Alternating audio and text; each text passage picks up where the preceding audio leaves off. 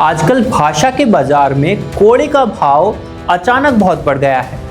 महलों में रहने वाले कुछ लोग स्टूडियो की खिड़की से बाहर झांकते हैं और सड़क पर ब्लैक बोर्ड लेकर पढ़ा रहे शिक्षकों को 2 कौड़ी का बता देते हैं। अब चूंकि बात कौड़ी की निकली है तो चलिए भाषा का थोड़ा और हिसाब कर लेते हैं। जैसे एक मुहावरा है, कौड़ी के मोल बिकना। इसका मतलब होता है अपनी साख या जमीर को बहुत सस्ते में बेच देना। एक और बड़ा खूबसूरत मुहावरा है, कौड़ी कोस दौड़ाना, मतलब बहुत थोड़े से नतीजे के लिए दिन रात पागलों की तरह दौड़ना। अब रोज रात को 1-1 घंटे की डिबेट होती है, चिल्लम चिल्ली मचती है, पर रात में 10 बजे निष्कर्ष क्या निकलता है? कुछ नहीं। इसे ही कहते हैं कि टीआरपी के लिए कौड़ी कोस दौड़ना। अजीब विडंबना है जो शिक्षक देश के आखिरी कोने में बैठे बच्चे को बिना किसी तामझाम के सिर्फ एक मोबाइल स्क्रीन और व्हाइट बोर्ड के दम पे मुफ्त शिक्षा दे रहे हैं, उनके ज्ञान को ये सर्कस चलाने वाले लोग 2 कौड़ी का बता देते हैं।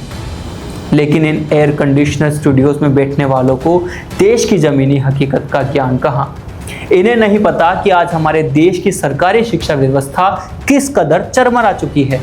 आए दिन खबरें आती है कि कहीं सरकारी स्कूल की छत गिर गई और मासूम बच्चे दब कर मर गए, तो कहीं स्कूल की दीवारें ताश के पत्तों की तरह ढह गई। सरकारें बुनियादी ढांचा देने में फेल हो गई हैं।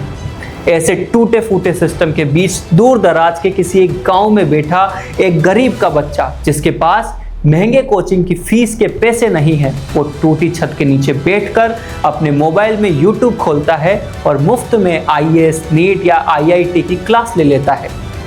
ये YouTube टीचर सिर्फ व्यूज नहीं बटोर रहे, यह उस आखिरी कतार में खड़े बच्चे के लिए उम्मीद का आखिरी दिया है जिसे सिस्टम ने लावारिस छोड़ दिया था, और आप उन्हें 2 कौड़ी का कह रहे हैं।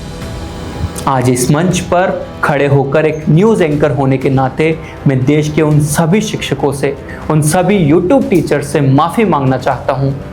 किसी एक के अहंकार की वजह से पूरे पत्रकारिता जगत का सिर झुके, ये सही नहीं है।